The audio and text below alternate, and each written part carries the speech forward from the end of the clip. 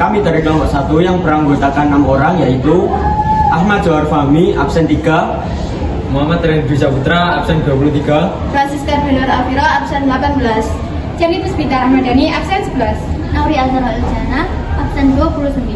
Dika Faida Afia, absen 17. Di vlog ini kami akan menunjukkan bagaimana kegiatan gotong royong masih diterapkan di lingkungan sekolah. Sekarang kami sedang berada di lingkungan sekitar sekolah. Di sini gotong royong masih sering dilakukan dalam berbagai kegiatan. Untuk mengetahui pandangan lebih lanjut tentang hal tersebut, kami akan melakukan wawancara dengan salah satu guru. A few moments later. Kami sudah bersama Ibu Sumarto selaku masa perjuangan. Permisi Bu, kami dari kelompok 1 ingin mengajukan beberapa pertanyaan tentang gotong royong. Menurut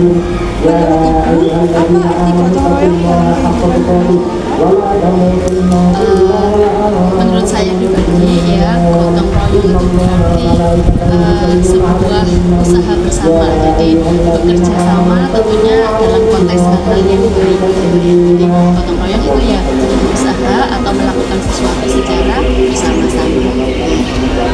Mengapa nilai gotong royong penting ditanamkan kepada generasi muda?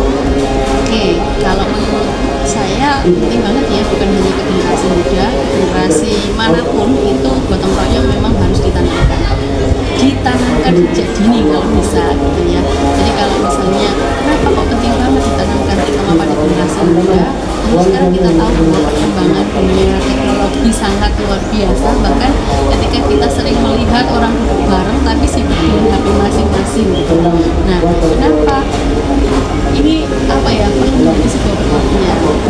Banyak hal yang harus kita kerjakan bersama-sama. Kita sebagai makhluk individu dan juga makhluk sosial tentu tidak bisa lepas dari yang namanya gotong royong dalam masyarakat. Nah, generasi muda nanti juga akan terjun hidup dalam masyarakat. Jadi penting sekali untuk menanamkan ini supaya nanti ketika mereka sudah menjadi pemimpin-pemimpin atau yang terjun di masyarakat, mereka bisa menjadi pemimpin yang tahu bagaimana merangkul masyarakatnya, bawahannya, rakyatnya, atau orang yang dipimpinnya untuk bersama-sama bekerja tentu mencapai tujuan yang dicita-citakan bersama.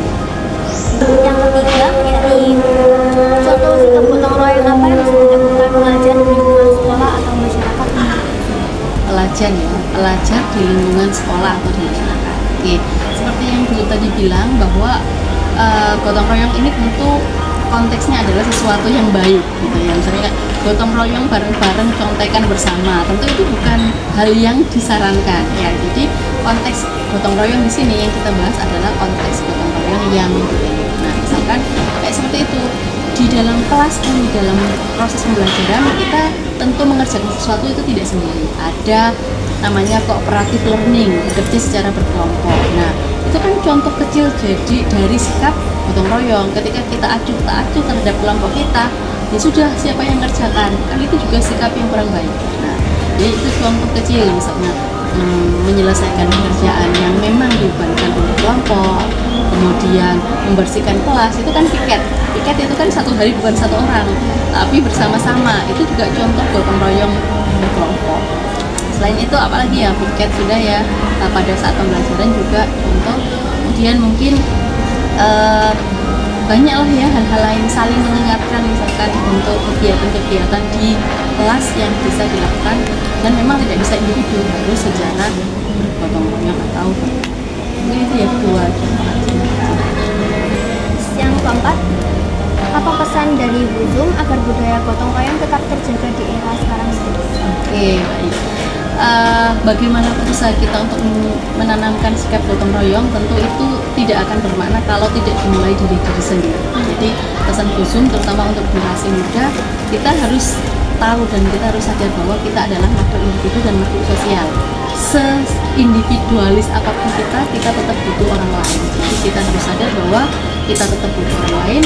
Kalau kita sudah sadar bahwa kita membutuhkan orang lain, tentu kita akan bisa melakukan apapun untuk bekerja bersama tim atau bersama orang lain. Kerjasama ini adalah salah satu bentuk perilaku kita bahwa kita ini adalah makhluk sosial, kita sadar bahwa kita tidak bisa hidup sendiri, tapi kita juga membutuhkan orang lain.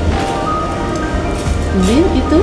Dari wawancara ini kami dapat memahami bahwa gotong royong merupakan salah satu hal yang perlu dilakukan, dan kami memahami bahwa gotong royong merupakan nilai penting yang harus dijaga dan diterapkan dalam kehidupan sehari-hari.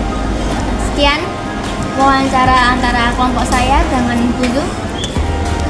Terima kasih.